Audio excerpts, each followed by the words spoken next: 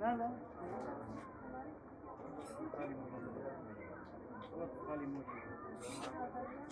Biz de Adana Umut Kervanı olarak her zaman olduğu gibi bu bayramda da dedik işte bizim bölgemizde yetim, muhtaç çocuklar var. Bu çocukları giyindirelim diye yönetim kurulu olarak bir karar aldık.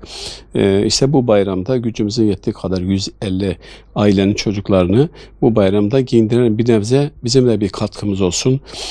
Bayramda yetimlerin, muhtaçlarının yüzü gülsün. Çocuklar işte bayrama hüzünle girmesinler diye biz böyle bir çalışma başlattık. Bugün birinci etabını yaptık. Çocuklarımızı mağazaya götürdük.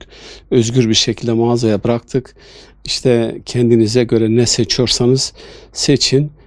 Yani biz onları sınırlamadık. İşte şunu al, bunu al demedik. Onlar özgürce bıraktık mağazanın içine. Bir gün kendi gününce yaşasınlar.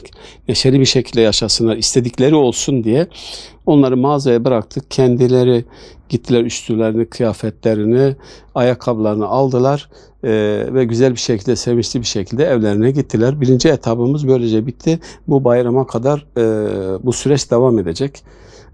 Bir yandan da kurban çalışmamız var. Bayrama çok az bir süre kaldı. Yani kurbanı şu ana kadar Adana Umut Kervanı'na veya Umut Kervanı'na bağışlamayan hayır sahiplerine sesleniyorum. Acele edin. Bağıştan ki daha çok muhtacak için daha çok muhtacın yüzü gülsün. Biz buradayız, bekliyoruz. İnşallah onlar bize yardımcı olursa çok sevinirim. Allah razı olsun.